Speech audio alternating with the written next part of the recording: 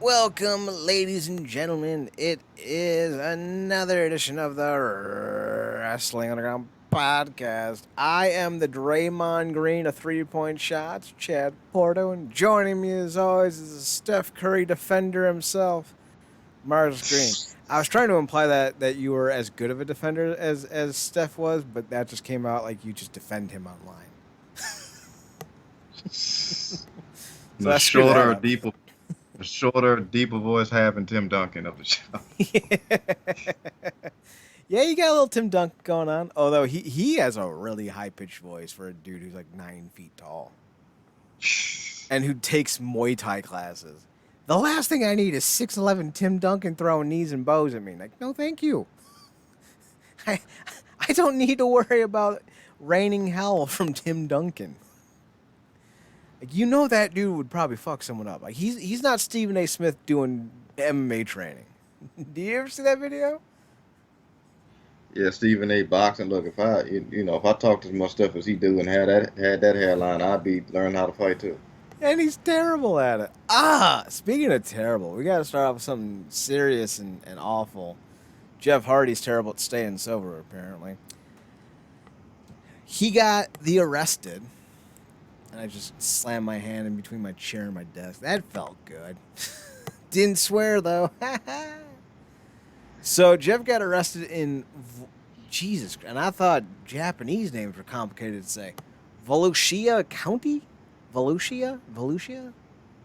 Somewhere county sheriff apparently arrested Jeff Hardy. Booked him early this morning, so probably like after midnight. With driving while license is suspended, revoked, or canceled. I think he had a suspended license. Violation of restriction placed on driver's license. It seems like a double charge right there. And then, of course, the third offense was DUI and alcohol. So he's still in custody as of the write-up that WrestleZone did. He has been issued a what is that? Surety bond? I don't even know what that fucking is. Fucking Florida. Totaling $3,500 for all three charges, including a $2,500 for the third offense charge. It could be a while before he's out. He was originally set to compete in the triple threat ladder match with Matt and the Young Bucks versus Jurassic Express. According to Mark Ramondi of ESPN, according to the report, Hardy's car was swerving and running off the road. Yeah, that generally happens when you're drunk. When an officer engaged him, Hardy seemed to be in a stupor and confused. Additionally, once he stepped out of his vehicle, Hardy smelled of alcohol and could not successfully complete any sobriety tests without risk of falling. Finally, after he took a breath test, it's supposed to be a breathalyzer test, the first sample showed that Hardy's blood alcohol level was a .294. The second test was a .291. The legal limit to drive in Florida with alcohol in your blood, Marcus, is a .08. The man was nearly 3 times intoxicated from the legal limit. That's messed. That's messed. But it gets worse. Now, we don't know for sure. I don't know why my internet's fucking my browser. I mean, what are we doing, folks? To make things worse, according to Dave Meltzer of the Wrestling Observer, reports that Warner Media was told or told. Oh, I'm sorry. Reverse this. I thought it was the other way around because the headline was misleading. Apparently, AEW told Warner Media to hold all promotion of Jeff Hardy in commercials and other materials. AEW is no longer promoting the previously advertised ladder match for the tag titles for the June 15th episode of AEW Dynamite. The Bucks were set to face the Hardys and Jurassic Express, but of course the arrest now nullifies that. So we'll see what happens there. I wouldn't be surprised if Matt gets dropped from the card entirely, or if they just do something with, I don't know, maybe what's his name, Darby Allin. So we'll see what they do there. This is, I'm not even surprised anymore, at all. I'm just surprised it's not drug related. To see it be something along the lines of just alcohol, it's almost like could have been worse, but it's also still pretty damn bad. So I don't know. I don't think he's ever gonna get the help he needs. lines. Like it's like Delonte West. Like, yeah, we can sit here and say that it's addiction and it's a beast, and I agree with all that to an extent because you gotta want to get better. And some of these guys just don't want to get better, and I don't know why we keep I hope they do all right. No, at this point Jeff is just a menace to society. Like he could have killed somebody very easily. So I don't even know how to feel about Jeff right now. But if I found out tomorrow that AEW fired him and no one will ever sign him again, I wouldn't be sad. The man needs to not be in a ring, not be behind the wheel of a car, and maybe not even be at his familial home. Maybe he needs to be in jail for a while. Maybe a few months in a drunk tank or in a state prison would be more along the lines of what he actually needs. That would be my kind of point of view on that one. Marcus, I don't know. The Jeff Hardy stuff's depressing as shit. That's my introduction to you. I mean, look, man, unfortunate. The word unfortunate is an understatement here. We had, you know, feels like endless conversation, certainly a plethora about Hardy in this capacity and a lot of different people and others when it comes to situations like this. And I think it says a lot going to your opening about the fact that him driving without uh, A license. anything, yeah, just anything proper with his car from a licensing perspective, and driving on an influence is an improvement to what we've talked about before. Really, Mm-hmm. kind of sets the stage to let everything you need to know. Man, it's just the more things change, the more it seems to stay the same with Jeff. Unfortunately, he always come off like a good dude, somebody that's tried to come off as a decent human being, on and off camera. Unfortunately, everybody got their demons, and Jeff has been wrestling with his for years. We already know that when you go through the stuff that he's gone through, you never heal the cure from anything. You're always an addict. You just you know taking every day to do better. Unfortunately, he seems to be around the bend again, where it's kind of gotten the better of him, and it's unfortunate because, like I said, it seems like we kind of seem to come back to this road every 2 to 3 years. It feels Mm-hmm. like that, and it's unfortunate because we've seen Hardy go from this long young kid to being this man with a wife and kids, and the fact that he's doing, still getting these situations this late in the game is just, like I said, unfortunate. It's an understatement. And, no matter how much we want to talk about what he's done in the past in this situation, again, like we mentioned, we're talking about the Jey Uso situation, or the Jimmy Uso, I should say.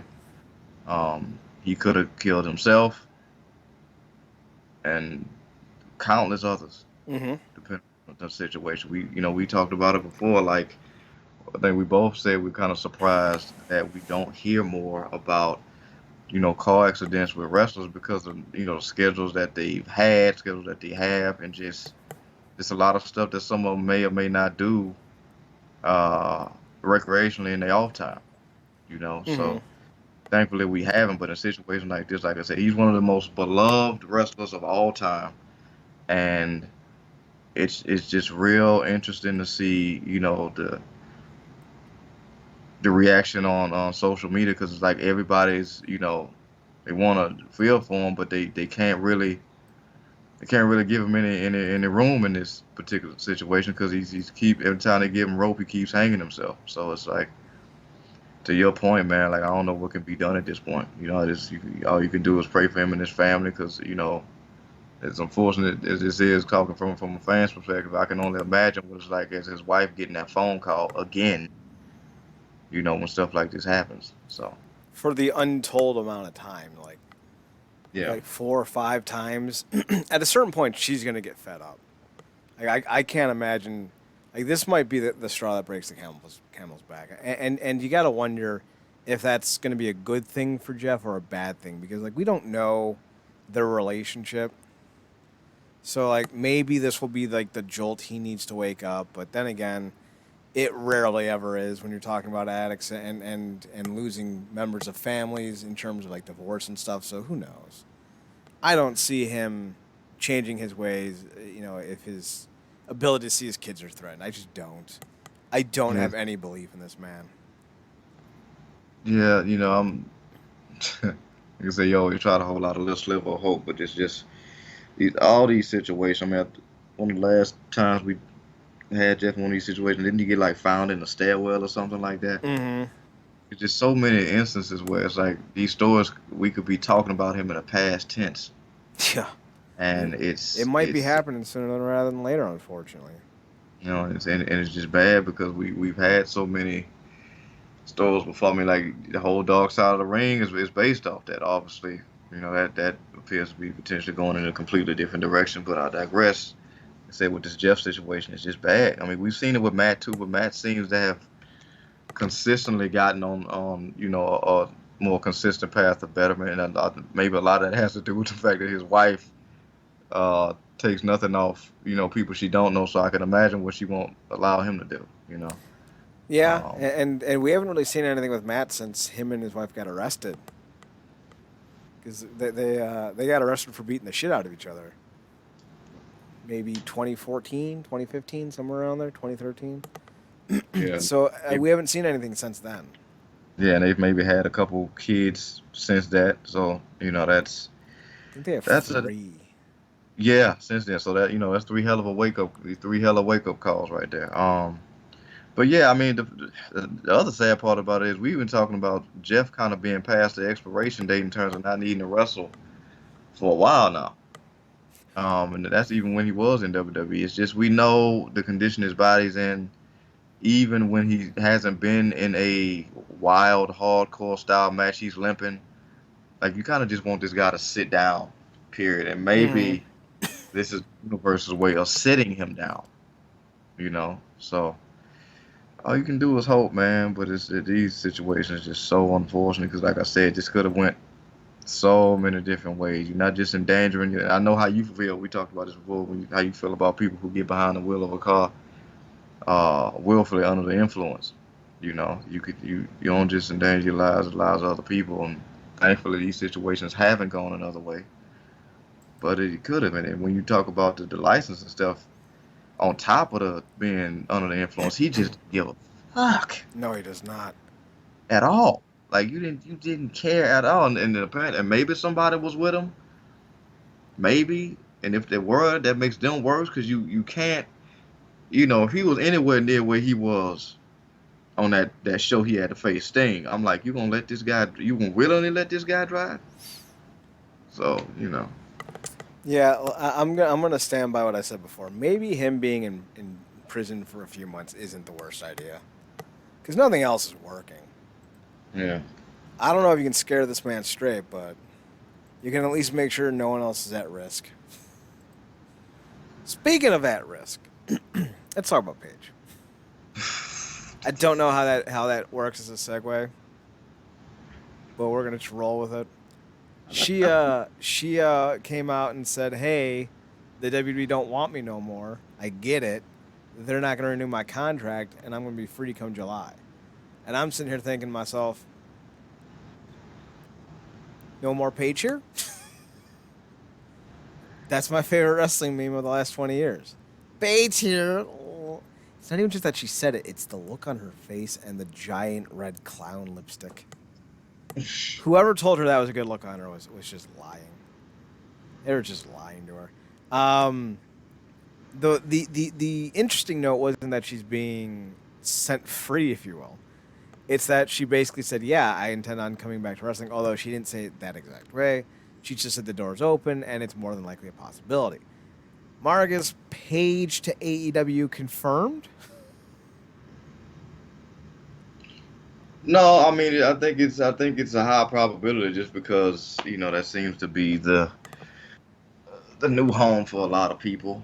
Um, but I think going on what you said when she said a return to wrestling, she didn't necessarily say that she'd be actually wrestling, but we know she's been, kind of like we talked. I guess we mentioned, like you mentioned before, before the show about being on the spectrum when it comes to this situation with her neck. We have obviously seen Edge, come back from the brink. Brian come back from the brink, and they're on completely different levels now. Now I don't know where she is in terms of health wise when it comes to the level of severity, um, range in her neck, in comparison to the two of them. But if there's a possibility she could get cleared, I would imagine that she kind of wants to go out on her own steam. It's very unfortunate also what happened to her. She's still so young, and I would imagine itching to, kind of get back in there and do a thing. Um, and also, she's had to find new avenues and creative ways to keep herself up and stuff and whatnot. And she's come a long way coming off of a conversation talking about sobriety and whatnot. And she's had her tribulation. So, yeah, I mean, she's another one that's had to kind of sit down and see the writing on the wall and deal with WWE's crap.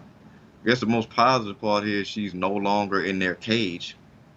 Um, but yeah, I think she could go. I mean, look, we talk about guys popping up in a promotion that we never thought they'd be in. So she could go. I mean, ranging from AEW to WoW. You know. Yeah, that would be interesting. If you're Jeannie Buss and you're looking at doing a third season of WoW, because I think they already filmed the second one, you go all out to get Paige. You really do. Like, I'm not saying she can make your promotion a game changer, but she can at least get more eyes on you, especially if CWC's the best you can do. Like, Yeah. And look, I mean, it's to the point where she was actively campaigning to be a GM mm-hmm. in WWE, which at this point, what does that even mean? But that's how she just kind of wants to be in the midst of it, wants to be around it, wants to be in the mix. So, I can imagine what she could, be put to use wow. And we already had that conversation about them not necessarily um, wanting to actively be in, I guess, the Tesla business anymore. I don't know where that's at right now. But, Paige is somebody who appears to have put a lot of her demons and whatnot behind her. And like I said, I imagine she wants to, like Sting did, want to close her wrestling chapter out on a better note. Well, the interesting thing is, and I don't know how much relevance this has to Paige's situation because she is married. At least I think she is, or she's dating somebody because she's dating a very controversial rock star.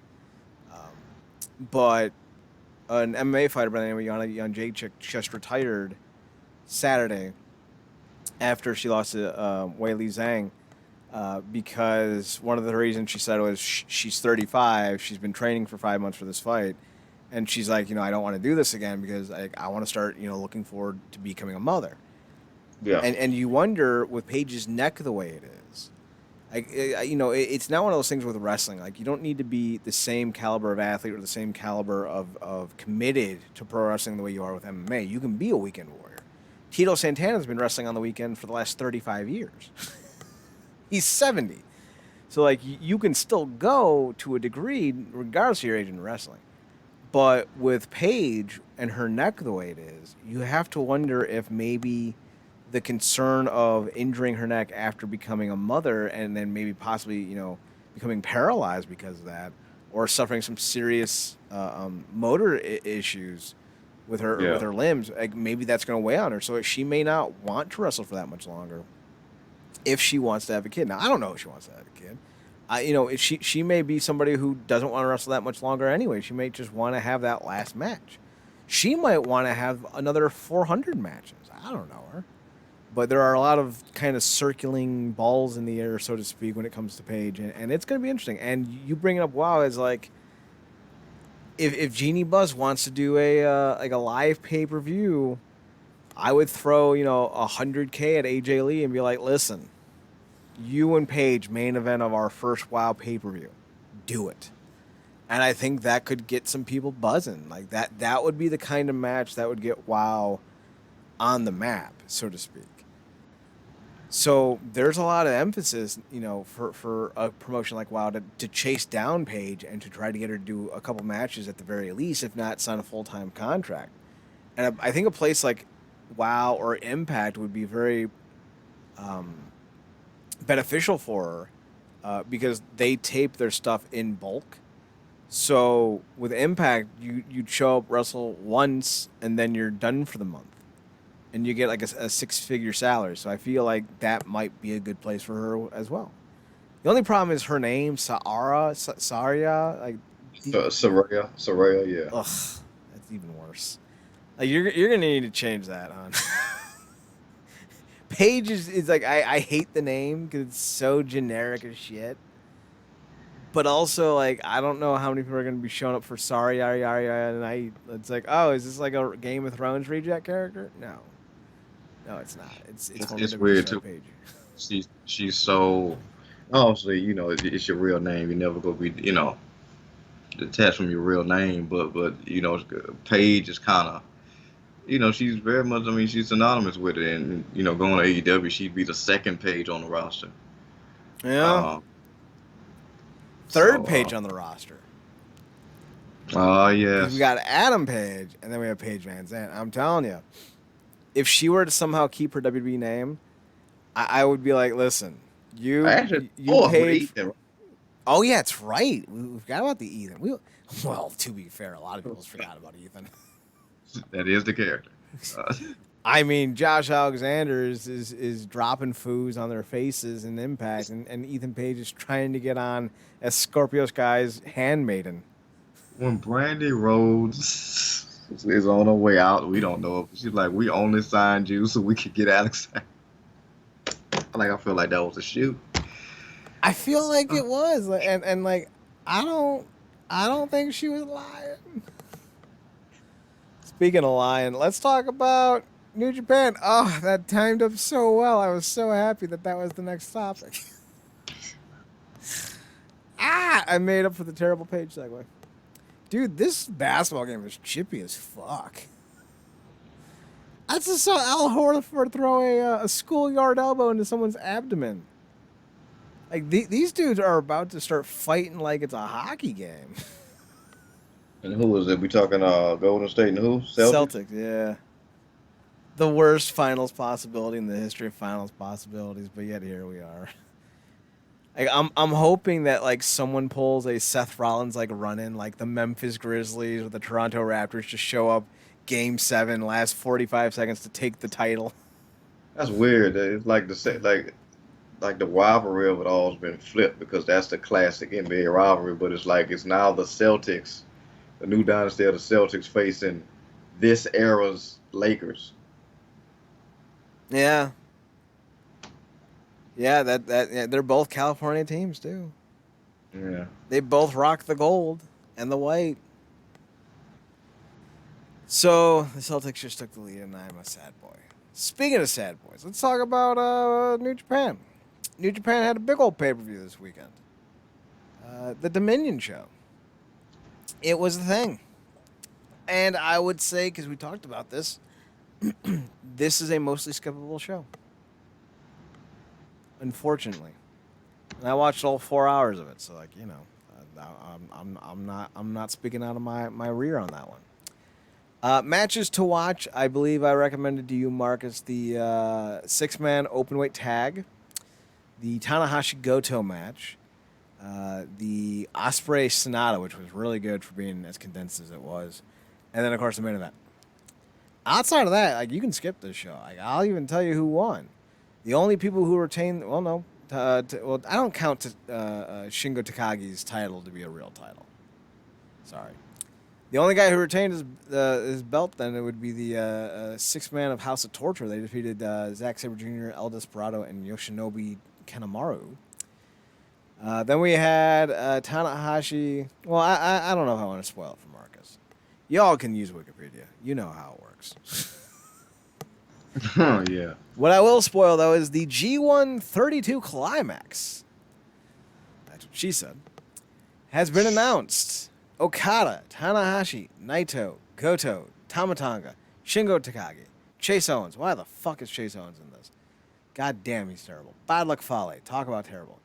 Yujiro Takahashi, Evil, Tom Lawler, Juice Robinson, Jonah. That's my trio of names I'm excited about right there. They're clumped. Yoshihashi, ugh, goddamn. Toru Yano, Tomohiro Ishii, Jeff Cobb. There's another name I'm excited about. Great Okan. Aaron Hinare. Another name I'm excited about. Will Ospreay. Sanada. Jay White. Ginta. El Fantasma. Marcus's favorite, Taichi. Oh, Bring out Peter. No, I'm sorry, that's not Peter. I don't know who his valet is, but bring her out too. Bring them both out. Yujiro's not on this one. No, thank God. Although I miss Peter, but Taichi has his muse, and she's pretty dope too. So like I ain't complaining. I'm a fan of different flavors. Zack Sabre Jr., Lance Archer, and the man taking most losses, not named Yoshihashi, is in fact gonna be Dave Finlay. Marcus, you excited about this year's G1? Nobody excited, intrigued because of the names that's in it. These aren't. I think this is the most stacked one in some time, but it's not necessarily the most usual of suspects. So it's gonna be intriguing to see who kind of comes out because it's one of them things where like a lot of times some guys pick it up later in the tournament, some guys have a hot start and then tape off, and then guys come out of nowhere with victories. They ultimately don't get anywhere, but you have guys that come off with these crazy victories like that time. Who it was? Robinson beat. Was it Minoru? Was it Minoru he beat? Oh, you had to ask. I know he beat. Was it Tanahashi? It was one of the four bigs or something like that. Yeah, he did because he got him with a backslide, if I remember correctly. Yeah. So it's a situation like that. Backslide.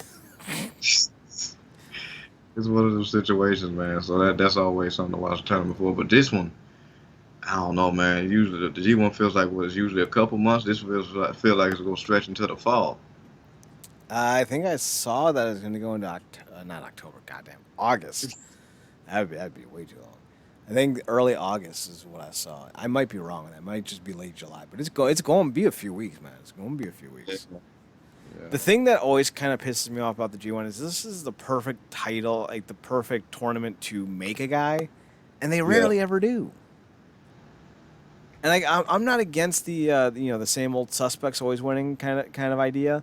But with so much young talent that they need to start, truly getting over, I'm surprised they're not utilizing this more often. Like, they try to make Evil a star.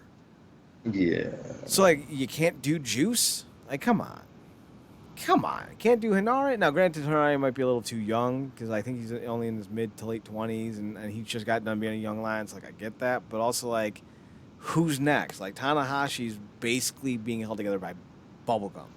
Okada is surprisingly into his, early mid 30s. At least I think he is.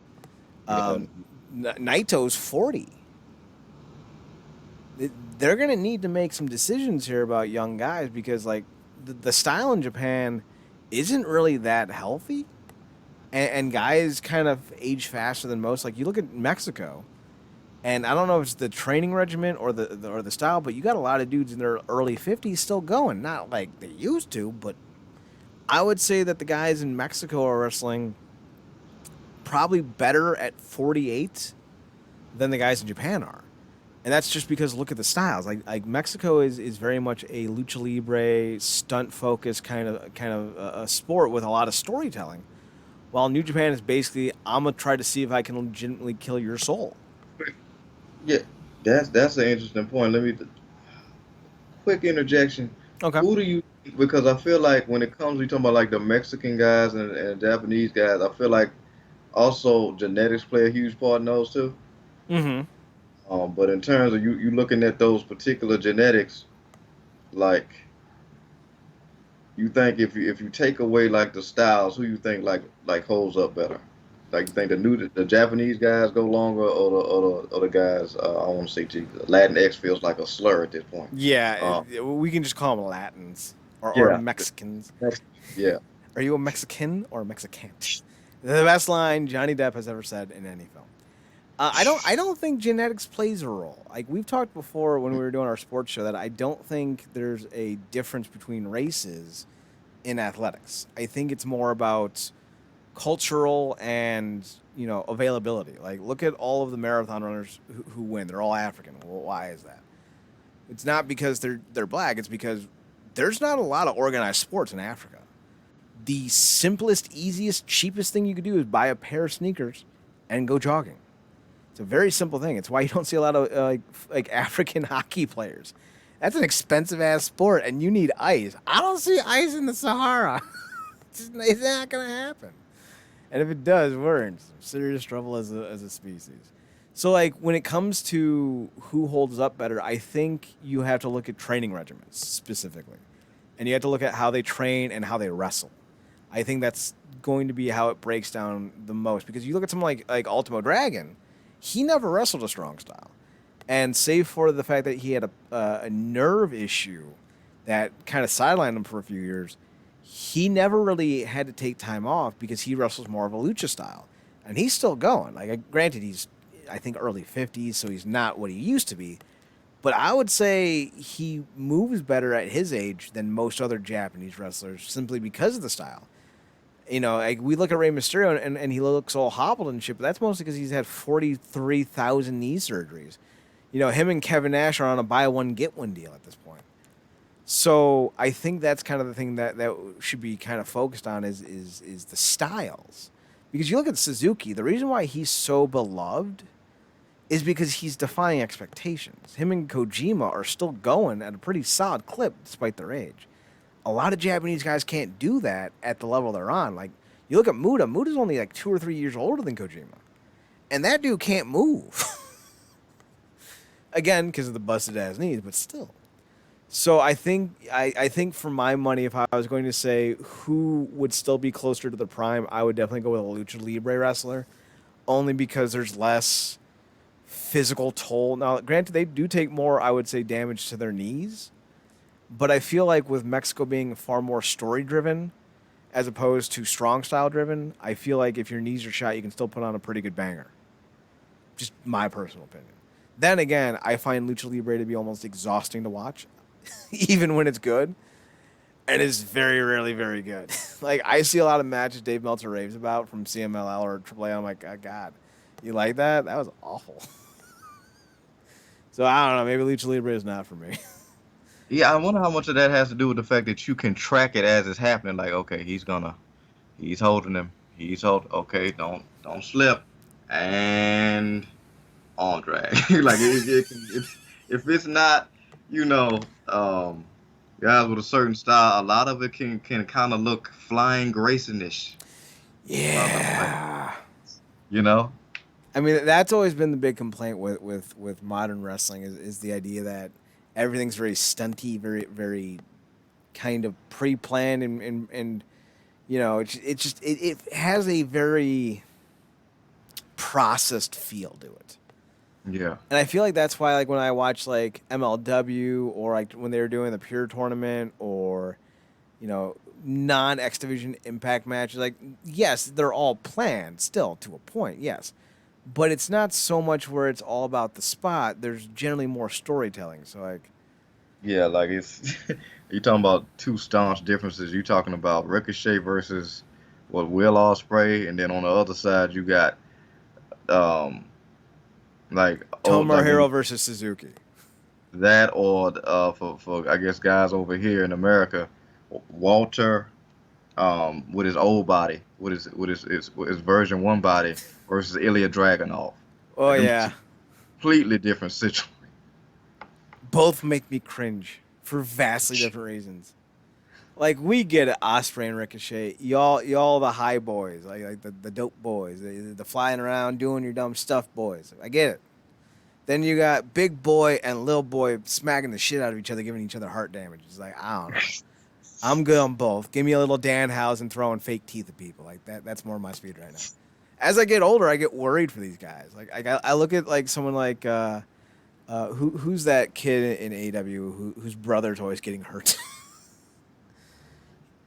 He's got he's got red hair. He's biracial. He just wrestled or was going to wrestle or has yet to wrestle Scorpio Sky. Is it because are these the party boys? No, that was the Matt Hardy crew. No, these are I forget his name. But he's like 22, and like the AEW signed like a 15-year-old or a 16-year-old. I'm just like, It's man, like I know what this sport does to the body, and like you don't need to be doing. Like everyone's like, oh, Rey Mysterio's been wrestling since he's 12. Yeah, he never grew past that height either, and now he's had 42 knee surgeries. So like, I don't know, maybe don't glorify it. I'm just yeah, like I'm seeing fucking reports that there are states getting ready to introduce youth amateur MMA, and I'm sitting here going, I cover MMA. And I don't even know if I like the fact that I cover it. Like, I'm worried about these dudes' healths. we was going back and forth on the concept of Pop Warner. Right? Like it's just like when it comes to the potential brutality when it comes to these kids, man, and it's like it's other way. Like teach them get them a different type of hobby. A lot of times kids learn martial arts just to kind of get that steam off. I mean, it's funny saying that because we're huge fans of Cobra Kai. Yeah, we We've are. seen how people in Sith Lords at this point, but properly executed without the Dragon Ball Z elements. Um, it can be far healthier, but youth MMA, like okay, I don't even man, because we done seen some knockouts and some scream. I'm still thinking back to when that dude got kicked in the nuts and the scream, the sounds of him on the Oh, ground. yeah. Oh, jeez, Because the guy's toenail cut his scrotum. and it's like, yo, Mm-hmm. God, you don't forget stuff like that. So that's, I mean, like you said, Ray's got the body of a 12-year-old with the Knees of a 9-year-old. yeah, the knees of a 9-year-old. He got the knees of Adrian Toombs. And, like he's from the cartoon when he was at his oldest with the robe on. So yeah, it's not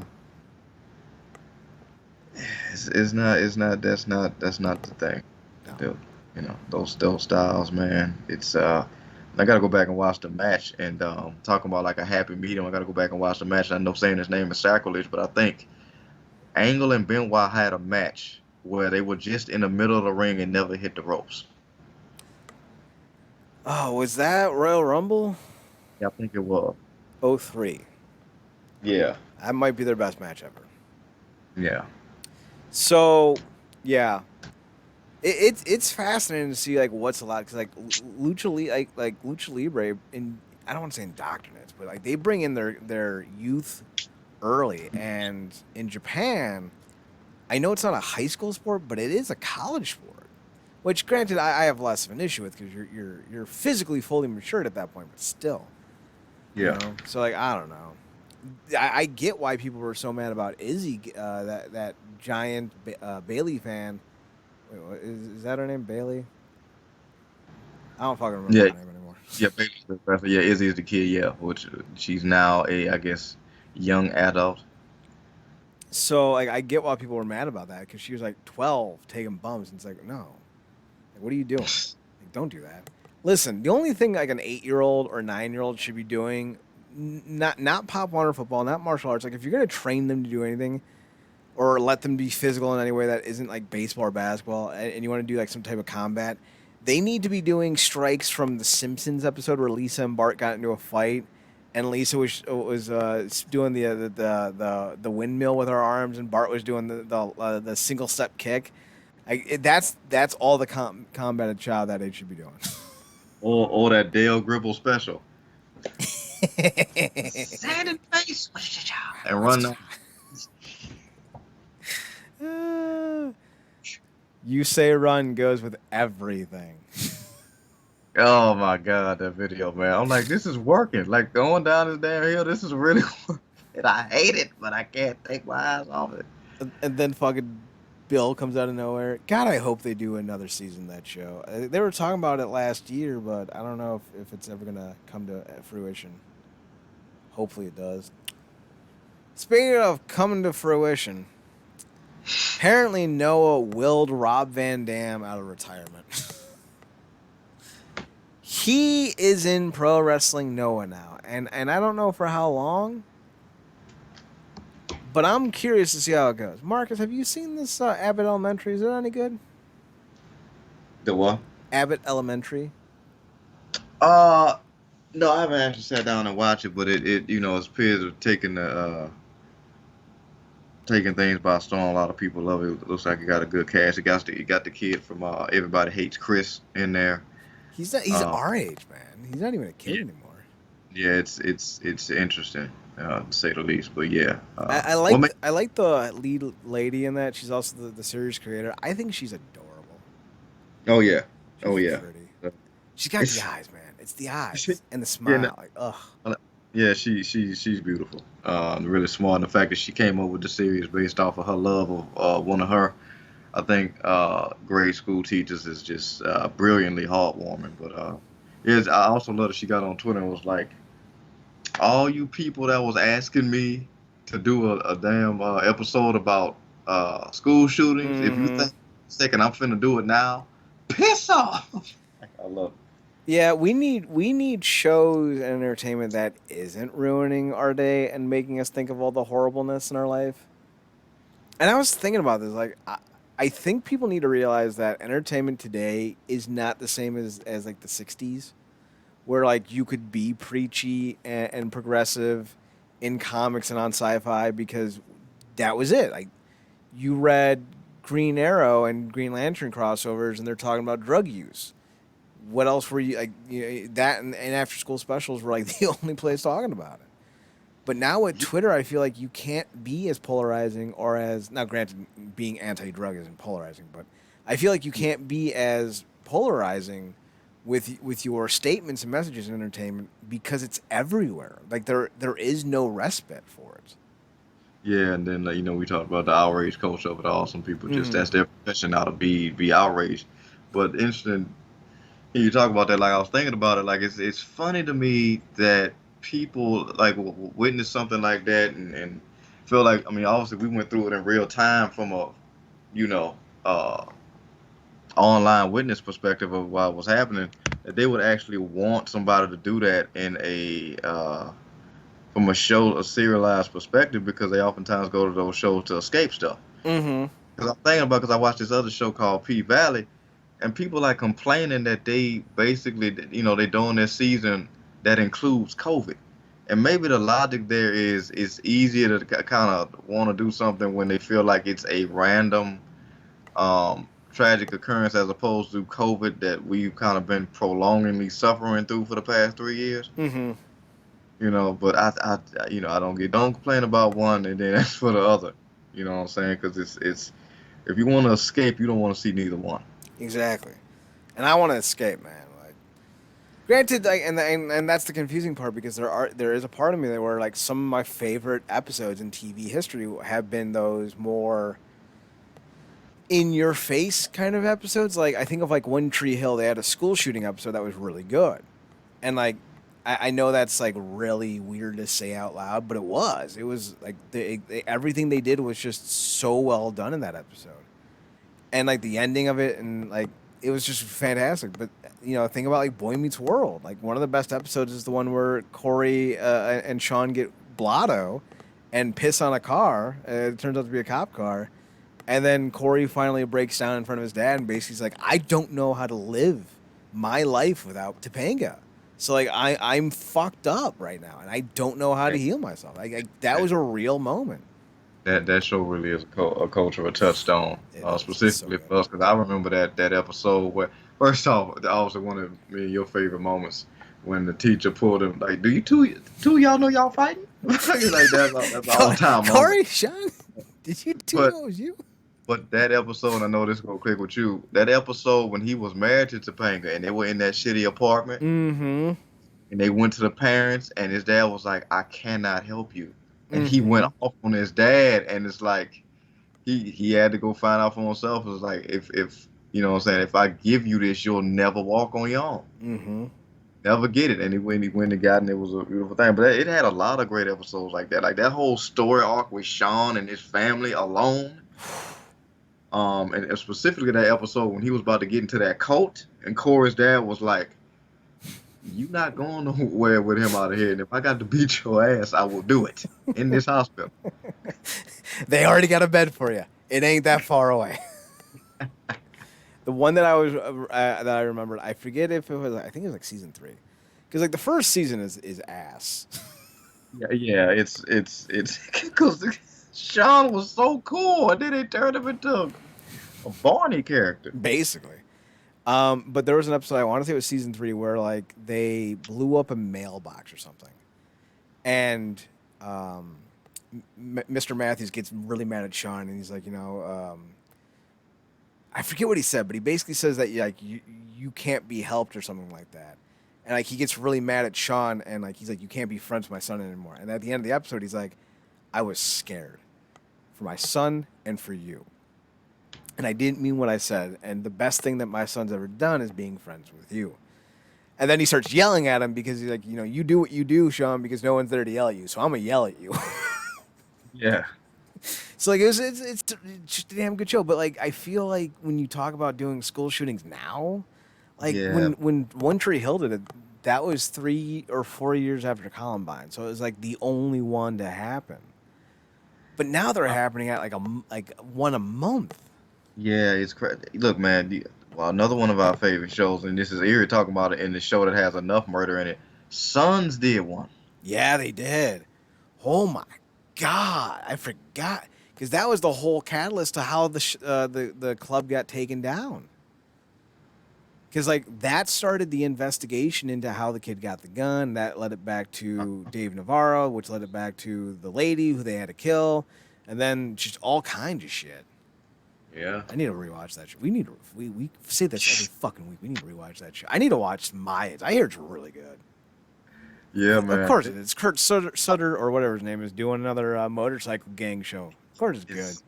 Yeah, go back. I know he did that bastard show, but mine's that's a sweet spot. And it's funny having this conversation about these touchy topics when, like, the Orville is on a completely different level this season.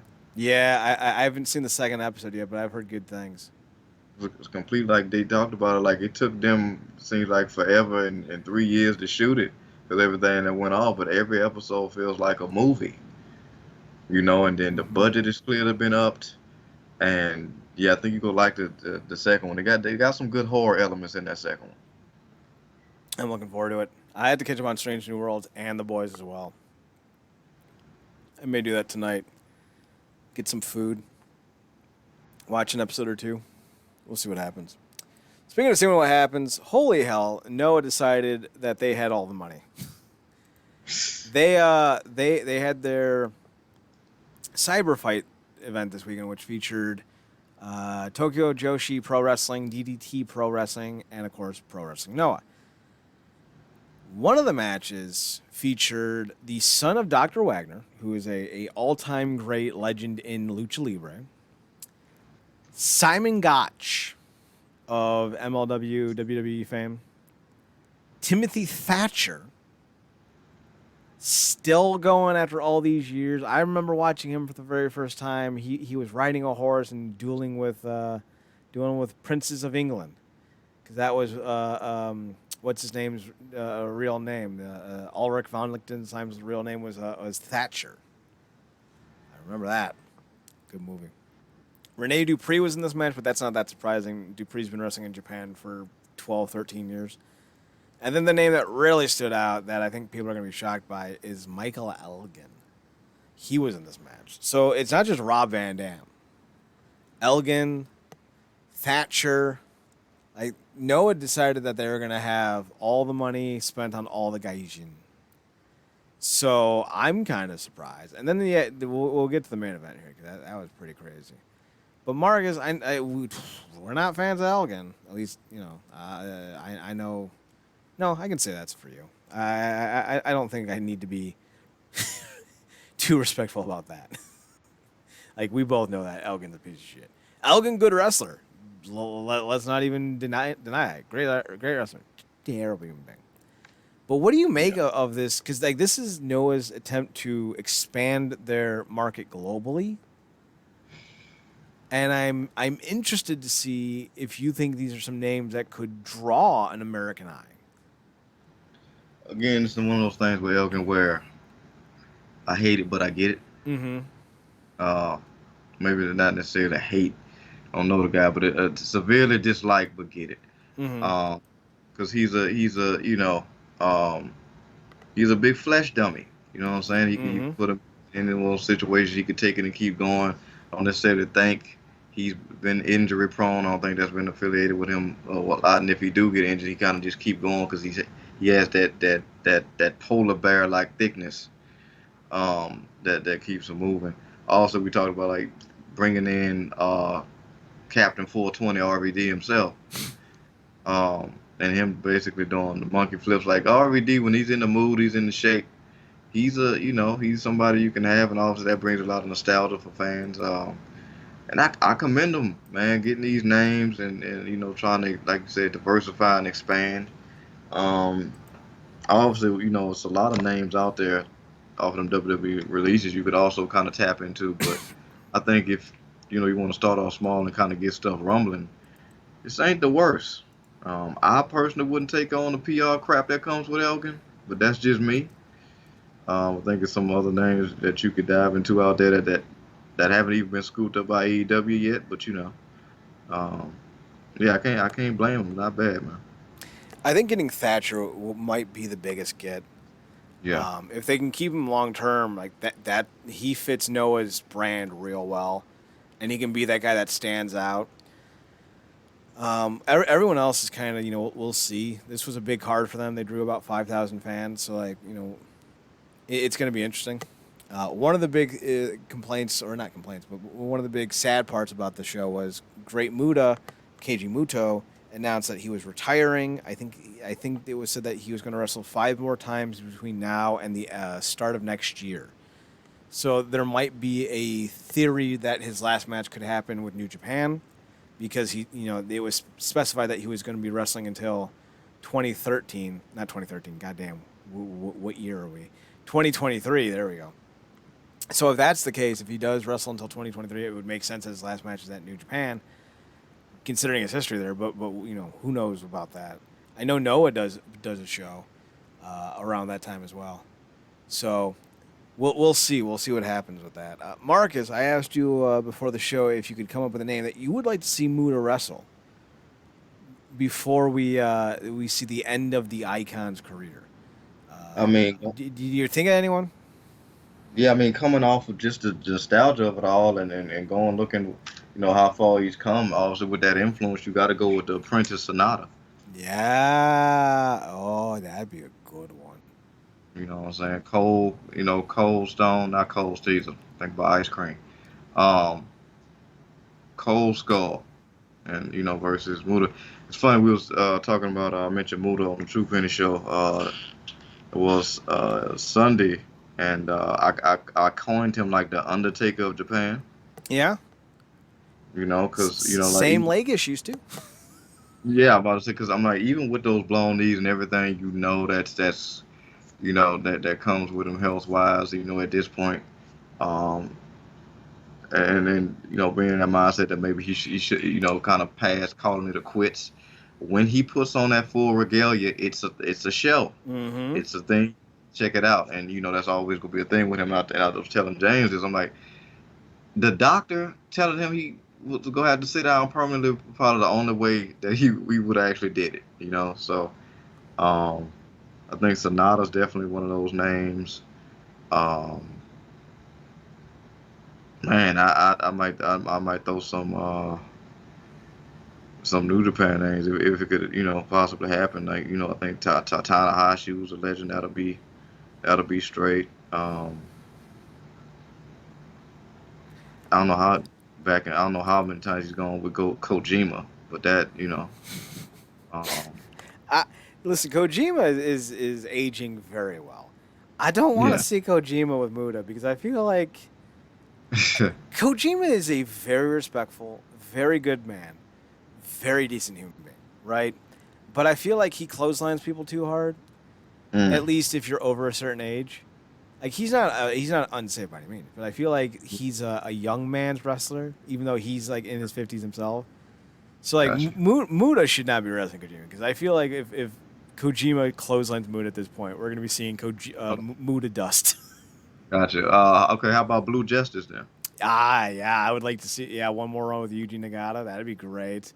Yeah, I would Tanahashi's a great idea. Sting If you can go and make that happen, one final run between those two, like Yeah. that's one of Sting's top 6 great feuds was with Muta. So like I would love to see another go around with that. From Impact, I think the best name would be something along the lines of maybe Moose, because Moose I think could do a decent job, and like with Callahan, I worry about like them needing to go like a little hard, and like Alexander's is too stiff. So like I would go with Moose because I feel like Moose is the more quote unquote pro wrestling or sports entertainment pro wrestler, I should say. So I feel like he could be the safer option. AEW, if you don't want to do Sting, Danhausen. He can be Mutahausen. That'd be funny. He trying to curse Muta on his way out. And then he try to curse him, and he gets up into his face like, "Wow, well, guess what?" He just missed him and walks out. He starts like hitting his fingers against his knee, trying to get it to work. That'd be great. Speaking of great, I don't know what's up with my computer at the moment. There we go. Kojima. He's champ. I shouldn't say champ because that implies 2 belts. He only has the one. He's the new Pro Wrestling Noah Heavyweight Champion, Marcus. What do you think about Kojima at 50 being the star of the promotion? Granted, not less than a year ago, Muta was the Pro Wrestling Noah Heavyweight Champion. Man, that's a hell of a passing of the torch. And like again, a guy like you said, well, he's 50, something like that, and kind of has that. They still go with the young guys, tremendously respected, a legend in his own right. I mean, I think he's the right guy. We're gonna get to another guy talking about. We talk about the NWA, but that's somebody you can hold your cap on. With him, obviously, I think in New Japan he kind of falls down the rankings because it's. You talk about the Okada, Tanahashis, the Naitos, and then you're talking about factions, and Bullet Club just takes up a lot of the narrative anyway. So somebody as good as Kojima can kind of get lost in the sauce, if you will. But in Noah, I think he's right on time. Yeah, and part of it is his age. New Japan really does have this desire, and I don't necessarily think it's the wrong way to go because it's always been how Japanese wrestling works. Like once you hit a certain point, you don't main event anymore. Like Tanahashi's done as a main eventer. I would be flabbergasted to ever see Tanahashi in another main event for a title ever again. At least for the New Japan World Heavyweight title, which is a terrible looking fucking belt. Just saying. So like with Noah, they have a different philosophy because most of their top guys are at least 40. I think Go Shizaki's 39. He might be the youngest. Then you have Marufuji, who's in his 40s. You got Kojima, who's 50. You got Muta, who's 57 maybe. So like Rob Van Dam's 50. So like there's some guys here that have some substantial age to them, but that's not an issue for Noah. Noah doesn't seem to have that same set of complaints, so they're gonna run with it. And I feel like that might be the best idea for them. I'm curious to see if Noah does any work with Impact again because I feel like Eddie, Josh, Moose, and Sami Callihan could be Noah champions at this point. I don't remember if they've ever had. Eddie. Yeah, Eddie was. That's right. He was the first one to do it, to win the Noah title. So I think you got him. You got Joe Doring, who was a big star in All Japan for a while. Like you got options if Noah wants to do some partnership with Impact, and considering that they got Dupree or still have Dupree, Thatcher, Gotch, Van Dam. El Hijo Dr. Wagner. You got some talent that could go stateside. Plus, you got some young guys like not necessarily Keno, but you got like Stinger, the tag team. You got Yohei. You got, God damn it, Juan Akiyama still wrestling. Oh, what an old ass bitch. I love Juan Akiyama, but you got some young guys here, so like you could feasibly have some impressive matchups if you do go international, and that seems to be what Noah's trying to do. So Kojima as champion isn't the worst idea, but we got more to talk about because as you mentioned, NWA had a pay-per-view this weekend as well. It wasn't as good as Noah's, but it was better than New Japan's, so that should say something. Big stories coming out of the weekend involve Davey Boy Smith Jr. and Doug Williams winning the new NWA World Tag Team titles. Marcus, Davey Boy Smith was going to be called the Stampede Stud in WWE before he got re-released for the third time or second time of his career. He seems to have a home in NWA, and he seems to be happy, and the tag team with Doug Williams is awesome. The Stampede Stud. Yeah, that's what they were going to call him. Like his actual name or as a moniker? No, Like, his actual name. They were going to call him the Stampede Stud, and he's like, God, I'm so glad I got released. Jesus Christ. That's 2022, by the way. That's not him in 2006 when he was a pup. They were going to name him that this year. Oh my God. Okay, yeah, no brainer. Yeah, and I seen him when looking at the tag tournament for NWA, the Crockett Cup, Mm-hmm. and him and Dub killed it, man. Like that's I put them against anybody, you know. So that makes all the sense in the world. To me that's a no brainer, you know, because you can get some real great matches with them with anybody. So that's just a great decision. I'm curious to see how long Doug Williams has, because he's 50, I think, himself, because he was like nearly 40 when he was in Impact. Yeah, and that was in a faction. Yeah. So, like, Doug is pushing it, but Davey Boy's not even 40 yet. And he's been wrestling nearly 20 years. Which probably works out because he can come in and flex a lot. Then Doug can come in and put those final touches and maybe cap it off with some rolling chaos. So that probably works out for them. Not a bad way to go. Also on the card, we had Trevor Murdoch win the title, which is funny because he wasn't even booked for the title. So, as predicted, Davey's only 36, by the way. He'll turn 37 this year. So, he's got a long career still left ahead of him. I remember having an argument with somebody on the old website way back in the day, nearly 12 years ago, maybe even longer, where they're like, yeah, it was right after he got released from the WWE the first time. And they're like, he's not going to Impact because he's going to retire and do MMA. And I'm like, he's not doing MMA. He's going to stick in wrestling. Here we are 11 years later, and I was right because I'm always fucking right because I'm a goddamn genius. Anyway, so Matt Cardona, Zack Ryder, however you want to call him, was the NWA World Heavyweight Champion, and the pay-per-view was called Always Ready, which was basically named after him. So he's like, I'm coming to the show, don't worry. And the inclination was that he was going to wrestle. Then Nick Aldis comes out, Billy Corgan comes out, and they're like, you can't wrestle, the title's vacant, goodbye. So he leaves, and then fucking, who was it? Trevor Murdoch comes out. Thom Latimer comes out. Who the fuck was the fourth person? Somebody else came out. Oh, God, he was in the first match of the night. It wasn't Aries. No. Thank goodness it wasn't Aries. Let's see if we can't find this. Because he wrestled Aaron Sandow in his last match. Was it Jack Stain? I don't think so. Let's see, where are we?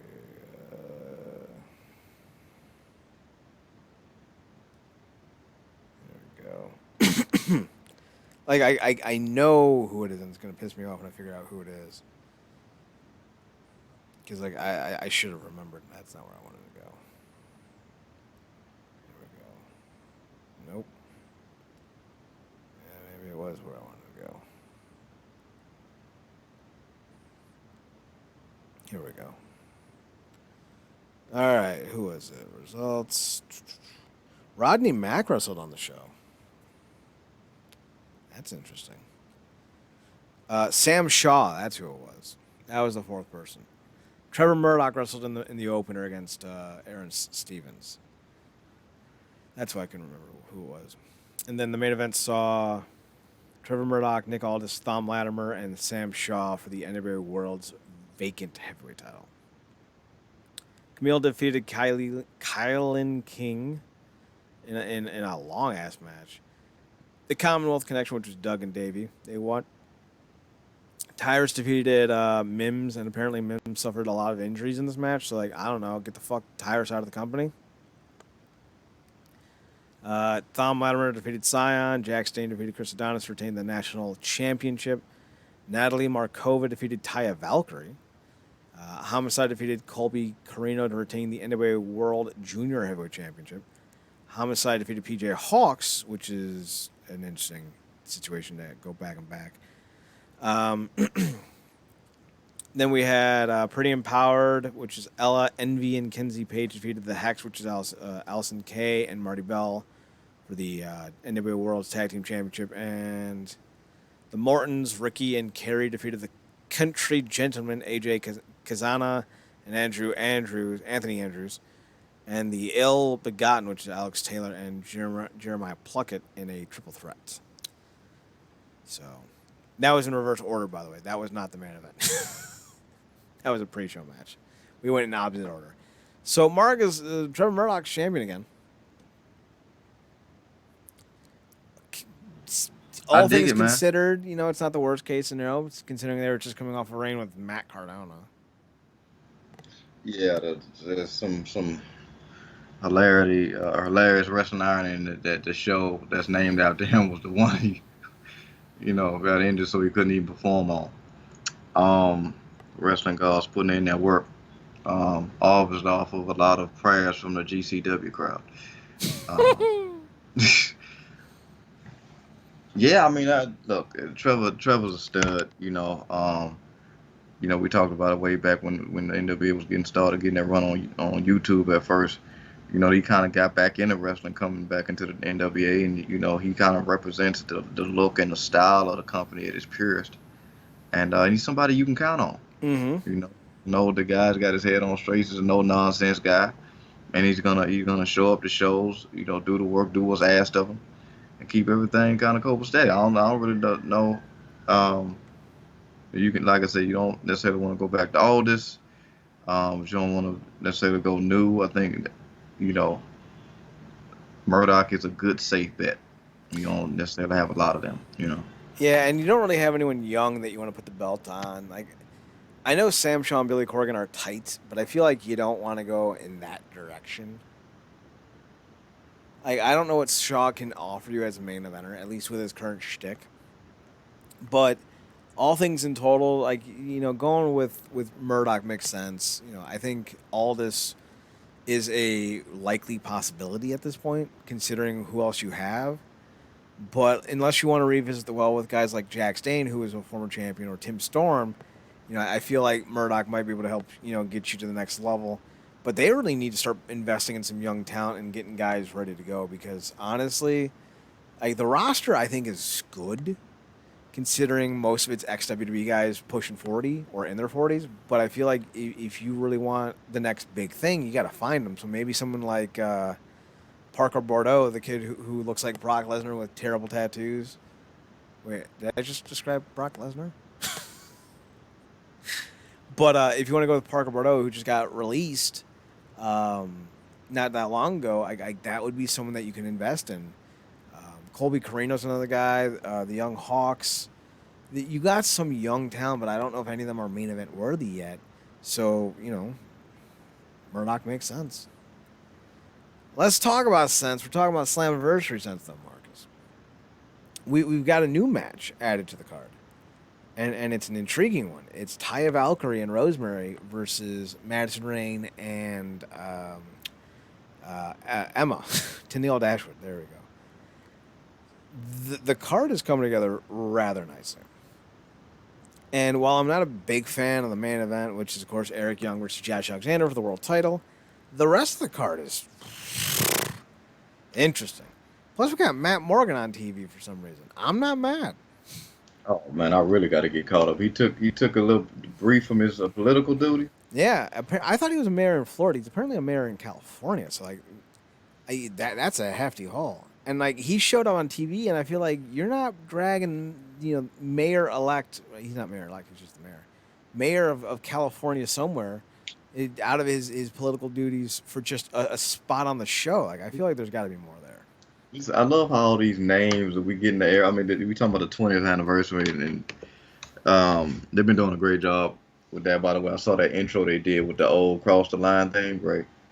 Um, but like Matt Morgan may be one of the most like looking back at the stuff he did when he was like I guess in his Ryback zone of popularity when he was doing this thing. He was Mm. maybe probably was one of the most willfully mishandled talents in that company. Him and Hernandez in 2009 were like the two most misused dudes. I remember when Hernandez started his whole Supermax gimmick, and he had that great music and the great fucking trunks and everything. That And shrunk. they put him in the main event of what was that? No Surrender. Yeah, just coming out there with the arm. Mm-hmm. Come on, man. Now he's the old dude haggling with Falaba over some change in a bathroom stall. Like, what are y'all doing? Yeah, what could have been. So we don't know who the other two members of the 10-man tag match of the Impact Originals and I don't know more are, but we got Frankie Kazarian back, so that's dope. This is a solid card. Rich Swann versus Brian Myers for the Impact Digital Championship. Sammy Callahan versus Moose in a Monsters Ball match. I'm only going to care about that match if they actually do the stipulation where they have to, quote unquote, get locked in a room with no food or water for 24 hours prior to the match. Now, they don't actually have to do it. I mean, they could. That'd be awesome. But, like, that was the whole stip of the Monsters Ball match version, and it made it great. I loved it. The Good Brothers versus the Briscoe Brothers, basically the same tag team. Tasha Steelz versus Chelsea Green versus Deanna Prazo versus Jordan Grace versus Mia Yim for the Queen of the Mountain in a Queen of the Mountain match for the Impact World Title. Impact Knockouts World Title. Goddamn, speak, kid, speak. Ace Austin versus Kenny King versus Speedball versus Trey Miguel versus Jack Evans versus Alex Zane for the Ultimate Impact X Division Championship match and an Ultimate X match. So, like, yeah, this is going to be a very, very fan-friendly card, I think. Again, I don't think the main event's great, but you know, outside doing Eddie, I feel like there isn't a lot of great matchups for a pay-per-view main event. Yeah, I mean, I would imagine if we go eventually get towards Eddie, because him leading that faction, you would, and I still remember that great uh, exchange they had all them weeks back, months ago, when Alexander was like, um, he told who that was Taven they put the championship on you and went out of business. That's a good line. Well, he was like, I've been going through hurdle after hurdle after hurdle. He was like, what's five more? And just like, come on, jump me. And I got this, like this dude is just badass. But yeah, I would imagine, it's kind of leading to that. And I don't think we've seen Edwards versus Alexander. Um, Certainly not with this version of Eddie. So I'm looking forward to that. Right now, it's cool. He's facing off with the evil Nick and Morat. Um, and Young, but I don't see him knocking Alexander off, but I don't doubt it'll be a good match because Young knows what he's doing in that ring for sure. So Call me, beat me if you want to treat me. Well, I don't remember that. call me, beat me if you want to reach me. Yeah. There it is. So the one thing I'll notice is Eddie's in this 10-man tag. There's 2 spots not filled. Are we finally getting Davey Richards? Is Chad gonna be a happy boy? It's one of the most long-going narratives we've had on talking about in these shows about wrestling. They got to do it. I mean, how you got Kazarian back? In the past couple of years, we've seen the Hardys Matt go back there. Obviously, Christian was the champion. Had a lot of other guys pass back through there. Matt Morgan just popped back up. And listen, like MLW is not really in a place where they can really, afford to piss people off. So I feel like asking MLW, like, hey, can we borrow Davey for a night? Wouldn't be such an imposition, And also, that may be an easy thing to do with Eddie having his head proverbially up his ass in a way, and Mm-hmm. him and I would imagine him and Tish or Lish, I should say. I would imagine being in the awkward spot. How great would it be that she be the one to bring Dave in? That would be Like fantastic. if you won't listen to your wife, would you at least listen to your brother? That would be just ugh. She comes out as the quote unquote fifth member, but then she goes, "No, Eddie, it's not me. It's Davey." Oh, that'd be Now, great. now you booking it. You bring him out to the Wolf music. Hell yeah. Hell yeah. Oh man. So let's just be honest here. That would be fantastic. Probably won't happen, but I'd be a happy boy. And can we also just go and try to recreate the higher power scene with Impact where Davey fights Eddie and Eddie's like, "Who brought you in?" And then like the hooded shroud comes out and it's Lish and she flips the shroud back and she goes, "It was me, Eddie. It was me all along." At last, the classic TNA trope. They are coming, and it's just Lish. No, that's what they should be doing. They should be doing all the terrible fucking angles with Lish and like backstage vignette, like they're coming and like what was the Tito Ortiz one? Oh man. Like just do all of them. Just I'm and then about to say, have Lish be the spokesperson basically. it'll be cool to see. I mean, this wasn't a terrible angle for us, but a lot of people be like, "Talk about terrible angles. Why don't you do the Joker Sting thing?" I'm like, that wasn't a terrible angle, but I wouldn't put that burden on Lish to try to copy that, because Sting was just having so much fun, and that was also around the time of the Dark Knight movie. Mm-hmm. So, yeah, it might be a little bit much for Lish to do from a charisma perspective. You know, I want to. You say it, and I want to see it. It may not be great, but like just like 30 seconds of her doing some of the best Sting lines. Like I am the Lisher, and I'm not done yet. But Ta also, for now. it might work if she's just annoying the hell out of Eddie, popping up on a group at random times, and you know Kenny King's gonna have some random commentary about, yo man, your wife's, yo, yeah, get your girl, man. Get your girl bugging, man. You might have taken a Maury or something. Like, she bugging. That would be interesting. I would be all right with that. So that takes us to the end of the show. We got a thunderstorm rolling in, so I'm not gonna risk the power going out with the show. We actually got through tonight, so like Yeah, man. So let's do the rundown. Marcus, you mentioned the True Printing Show. You can find the True Printing Show on Twitter at TruePennyShow. Yep. You can also find Marcus on his personal Twitter account at ParadoxKid, ParadoxKid. That's me.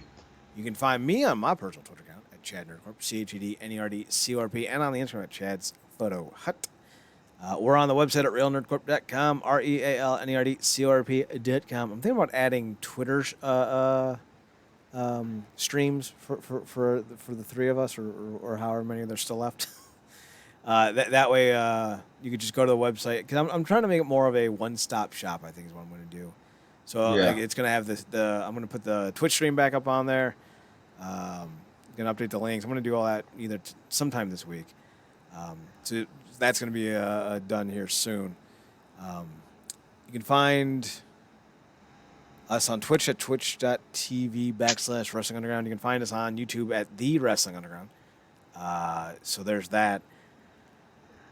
So thanks for tuning in. Thanks for checking us out. Thanks for giving us a chance, remember, as always, to watch more wrestling. We'll be back next Monday for another edition of the Wrestling Underground podcast. I don't know when Slammiversary is. Let me double check. It's this Sunday. So we'll be live, actually. Marcus, if you're up for it, after Slammiversary. Yeah. Is it Sunday or is it Still. Saturday? It's Sunday. Okay, yeah, we can do that. I don't see why we wouldn't. So yeah, we'll go live after the show on Sunday to talk about Slammiversary and the immediate fallout, and then Monday we'll be back to do another standard edition of the show. So Sunday after Slammiversary, we're live, twitch.tv/Wrestling Underground. If you miss anything, we export all the shows to YouTube at youtube.com/The Wrestling Underground. Check us out there. Yeah. So for Marcus Green, I'm Chad Porto. Thanks for tuning in. Thanks for checking us out. Thanks for giving us a chance. And remember, as always, watch more wrestling. Marcus, take us home. Good night, me.